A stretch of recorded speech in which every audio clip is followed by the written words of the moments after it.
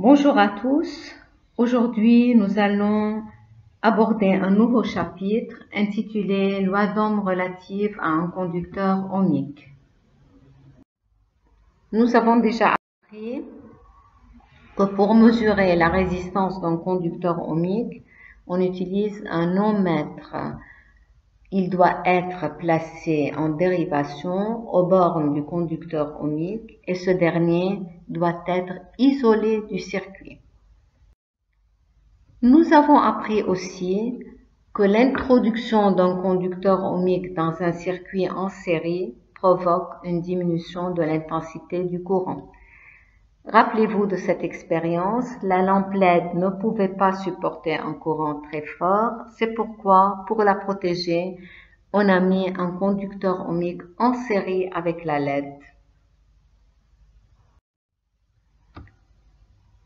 Nous allons apprendre à relier la tension U aux bornes d'un conducteur ohmique et l'intensité I qui le traverse à l'aide de la loi d'Ohm. On va tracer la caractéristique intensité-tension d'un conducteur ohmique. On va commencer la première partie, observation expérimentale. L'expérience est la suivante. On va réaliser un circuit en série comprenant un générateur de tension continue réglable. Vous le voyez devant vous. Le grand trait, c'est pour la borne plus. Le petit trait, c'est pour la borne moins. Ça, c'est le symbole du générateur de tension continue. Et la flèche pour dire que le générateur est de tension réglable. Un interrupteur K, un conducteur ohmique R, et un ampèremètre A. Après, on va ajouter à ce circuit, on va brancher un voltmètre aux bornes du conducteur ohmique, c'est-à-dire entre les points A et B. On va augmenter la tension aux bornes du générateur, puisqu'il est réglable. On va relever pour chaque valeur de la tension la valeur de l'intensité du courant. On va grouper le résultat dans un tableau. La première ligne horizontale, c'est pour la tension en volts. La deuxième ligne, c'est pour l'intensité en ampères. Et la troisième ligne, c'est pour le rapport entre la tension en volts et l'intensité en ampères. Je commence mon expérience avec un interrupteur ouvert. Le voltmètre va indiquer 0. Et l'ampèremètre de même. Je ferme l'interrupteur, la tension est 1 volt et l'intensité est 0,1 ampère. Ce sont les indications des appareils. Vous n'allez pas les retenir par cœur parce que si je change le conducteur ohmique ou le générateur, les valeurs vont changer. Ce sont des valeurs expérimentales, n'oubliez pas. Pour la tension, quand j'augmente la tension, elle double, elle devient 1 fois 2, 2 volts. L'intensité devient 0,2 ampères. Aussi, elle va doubler. Et quand la tension est triple, l'intensité est triple, ainsi de suite. C'est pourquoi en divisant U par I, j'obtiens la même valeur qui est 10. Ici aussi, dans cette expérience. Cette valeur, ça représente le coefficient de proportionnalité de ce tableau. Vous avez, pour passer de 1 à 0,1, qu'est-ce qu'on va faire? On va diviser par 10. Pour passer de 0,1 à 1, on va multiplier par 10. Alors là, on vous dit en résumé, si la tension U augmente, l'intensité I augmente également. Le quotient ou le rapport U sur I est constant, ce qui montre que la tension U et l'intensité I sont proportionnelles. Prêt pour un feedback? Allons-y. Je vais vous donner presque le même tableau avec des valeurs différentes. Dans ce tableau, on a relevé la tension aux bornes d'un conducteur ohmique et l'intensité du courant qui le traverse. Si la tension est 0, à votre avis, l'intensité va être combien? Voilà, 0, bravo. Et si la tension est de 10 volts, l'intensité est 0,2 ampères. Ok. Donc, je peux dire que U sur I, 10 divisé par 0,2, ça me donne 50. Donc, si je divise la valeur qui est en haut par 50, je vais obtenir la valeur qui est en bas, c'est-à-dire l'intensité. Alors, 30 divisé par 50, j'aurai la réponse. 50 divisé par 50, j'ai eu la réponse qui est 1.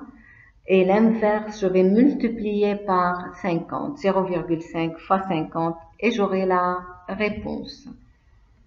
Vous êtes d'accord avec moi? Alors, je vous montre le corrigé. Voilà. 0, c'est 0. 0,5 fois 50, ça va me donner 25. Et 30 divisé par 50, ça me donne 0,6. Et 50 divisé par 50, c'est 1. Voilà. On passe à la partie 2. La partie 2, c'est caractéristiques, intensité, tension. Caractéristiques, intensité, tension d'un conducteur ohmique, en d'autres termes, je peux vous dire représenter graphiquement, vous savez faire une représentation graphique, de la tension en volts en fonction de l'intensité en ampères. On vous donne les valeurs suivantes. Vous avez 1 volt avec 0,1 ampère. Alors si vous remarquez, 1 volt avec 0,1 ampère, 2 volts avec 0,2 ampère, 3 volts avec 0,3 ampères, 4 volts avec 0,4 ampères. Vous avez les points 0 avec 0, 0,1 avec 1, 0,2 avec 2, 0,3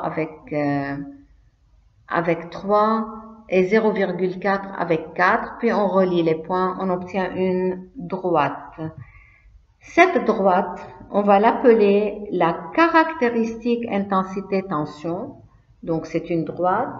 Vous remarquez, elle est croissante. Elle passe par l'origine O, le 0, 0, ça c'est l'origine.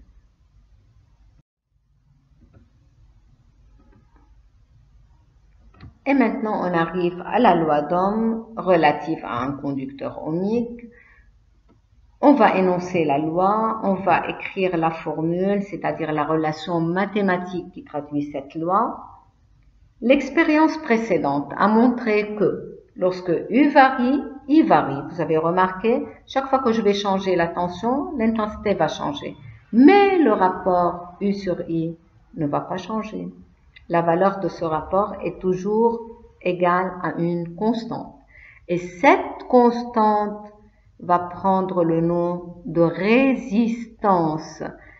On va la représenter par la lettre R et on va l'exprimer en ohm. La relation mathématique qui traduit la loi d'Ohm est la suivante. On y arrive, c'est cette formule que vous allez utiliser dans les exercices. C'est U qui est la tension en volts aux bornes de R, entre parenthèses R, c'est-à-dire aux bornes du conducteur ohmique de résistance R. Pour ne pas écrire le conducteur ohmique de résistance R, je peux écrire R entre parenthèses. Donc vous avez U égale R sans la parenthèse, c'est-à-dire la valeur de la résistance, R fois I. I, c'est l'intensité en ampères qui traverse le conducteur ohmique de résistance R. Et R, c'est la résistance du conducteur ohmique qui est exprimée en ohm. Feedback maintenant, voyons si vous avez compris. Vous allez répondre par vrai ou faux. La relation qui existe entre les grandeurs U, I et R est R égale U fois I. Faux. Très bien. Pourquoi? Parce que c'est U égale R fois I. Excellent. La tension aux bornes d'un conducteur ohmique donné est proportionnelle à l'intensité du courant qui le traverse. Alors, bien sûr, c'est vrai, ça c'est la loi d'Ohm. On a parlé de proportionnalité entre U et I. Si U est fois 2, I est fois 2 et U sur I est toujours égal à une constante. La résistance d'un conducteur ohmique diminue quand la tension à ses bornes augmente. Faux, la résistance d'un conducteur ohmique ne change pas, n'est-ce pas? C'est une constante qui le caractérise. C'est la tension qui va augmenter, l'intensité qui va augmenter, mais la résistance va rester la même. On a vu que le rapport U sur I est égal toujours à une constante. Et ce rapport s'appelle résistance.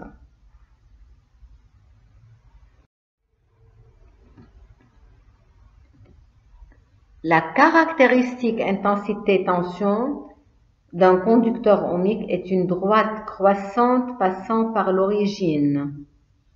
Oui, c'est vrai, c'est une droite croissante passant par l'origine.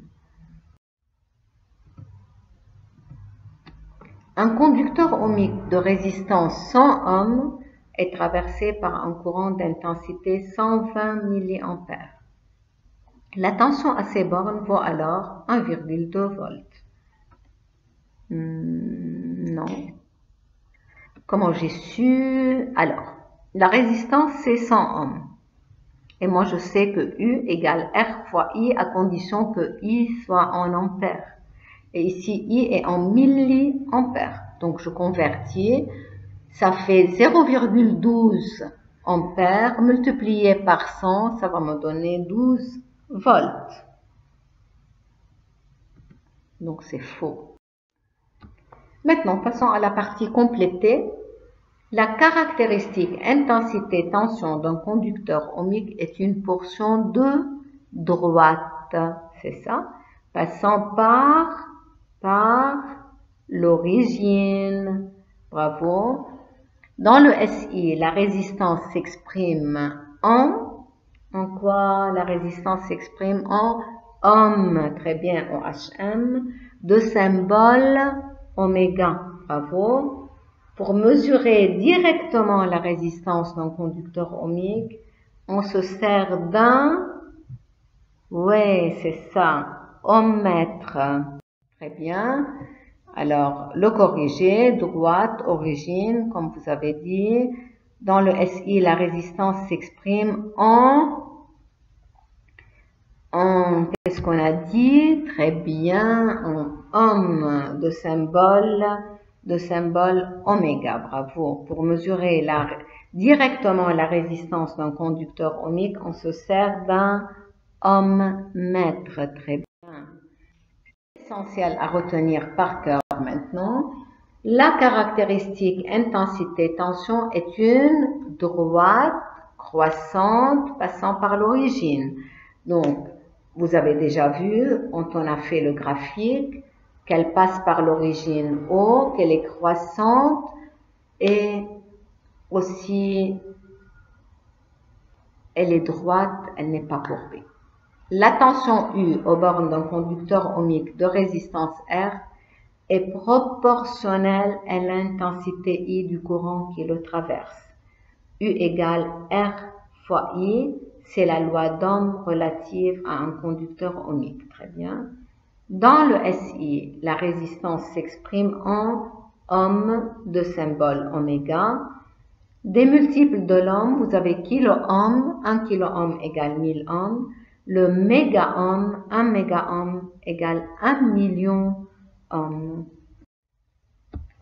Merci pour votre écoute et à bientôt. Je vais vous donner des exercices et qu'on va corriger ensemble aussi.